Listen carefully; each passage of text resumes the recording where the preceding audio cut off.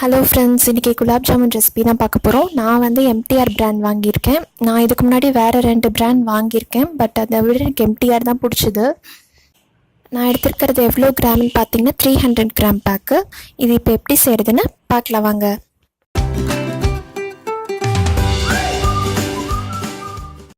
First வந்து நம்ம மாவை நல்லா சலிச்சுக்கலாம். அதில் வந்து சலிச்சாதான் நல்லா வரும் நைஸாக. பார்த்திங்கன்னா தெரியும், சின்ன சின்ன கட்டியாக இருக்கும். அப்படியே போட்டு பசைஞ்சு பண்ணிங்கன்னா அது நல்லா வராது.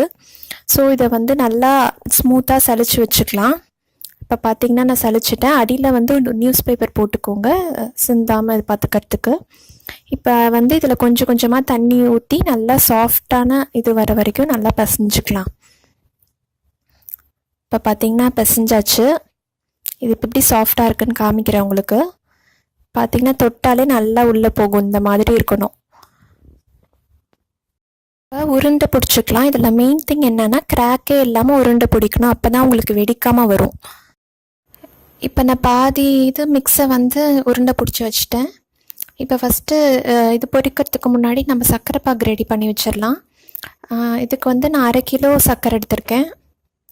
மெஷர் பண்ணிக்கோங்க கரெக்டாக. 1/4 கிலோ இதில் வந்து 2 டைம் எடுத்துகிட்டு அதே அளவு வந்து தண்ணி ஊற்றிக்கோங்க. இது சர்க்கரை பாகு கரெக்டான பதம் எதுன்னு நான் சொல்கிறேன். தண்ணி ஊற்றிட்டு நல்லா கரைச்சிக்கோங்க. சைட் பை சைட் நான் வந்து எண்ணெயும் வச்சுட்டேன், அதுவும் காஞ்சிட்ருக்கு.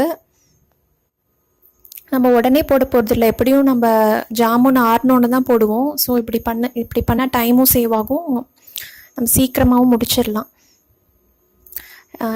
இன்னும் மாவு பாதி இருக்குது. இது ஒரு டிஷ்யூலாம் போட்டு ரெடியாக வச்சுருக்கேன். எண்ணெய் வந்து எப்படி இருக்கணும்னா நல்லா ஹீட்டாக இருக்கக்கூடாது.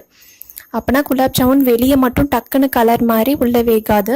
இந்த மாதிரி மெதுவாக மேலே வரணும். கொஞ்சமாக போட்டு பாருங்கள். உடனே மேலே வந்துருச்சுன்னா ஆயில் ரொம்ப ஹீட்டாக இருக்குன்னு அர்த்தம். ஸோ இந்த மாதிரி மெதுவாக மேலே வந்தால் தான் சரியாக இருக்குன்னு அர்த்தம். நீங்கள் ஸ்லோவாக குக் பண்ணால் தான் ஜாமுன் நல்லாயிருக்கும். இது மாதிரி கொஞ்சம் கொஞ்சமாக எல்லாம் போட்டுட்டு அப்பப்போ திருப்பி விடுங்க. நல்லா இது வந்து மெதுவாக டைம் எடுக்கும். 5 மினிட்ஸ் ஆகும் ஒரு இது வேகிறதுக்கு. இப்போ பார்த்திங்கன்னா கொஞ்சம் கலர் மாதிரி இருக்குது.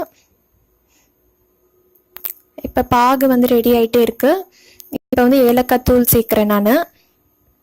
பாகு எப்படின்னு பார்த்தீங்கன்னா சர்க்கரை கரைஞ்சதுலேருந்து 7லேருந்து 8 நிமிஷம் ஆகும். அந்த டைம் தான் சரியாக இருக்கும். உங்களுக்கு கம்பி பதம்லாம் வர தேவையில்ல. கொஞ்சம் பாகு கொஞ்சம் லேசாக பிசு பிசுன்னு இருந்தாலே போதும், சரியாக இருக்கும். இப்போ வந்து இது ரெடி ஆகிடுச்சு, எடுத்துடலாம்.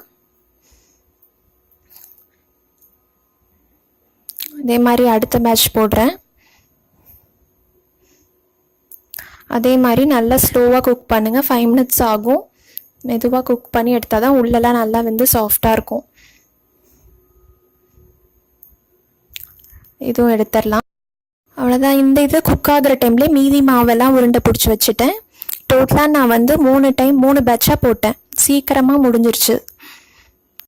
ஆறினோடனே நீங்கள் சர்க்கரை பாகில் போட்டுடலாம். நான் இது ஆக்சுவலாக முன்னாடியே போட்டுட்டேன். ஸோ சர்க்கரைலாம் நல்லா பாகுலாம் உறிஞ்சிருச்சு.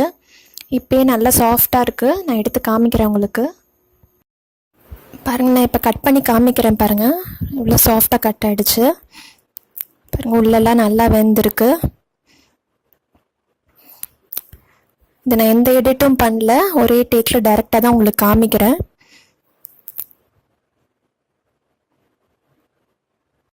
இந்த வீடியோ உங்களுக்கு பிடிச்சிருக்கும்னு நினைக்கிறேன். பிடிச்சிருந்தா லைக் பண்ணுங்கள். மறக்காமல் என்னோட சேனலை சப்ஸ்கிரைப் பண்ணுங்கள். நான் ஆர்த்தி. மறுபடியும் உங்களை வேறு இன்ட்ரெஸ்டிங்கான வீடியோவில் சந்திக்கிற வரைக்கும் பை பாய்.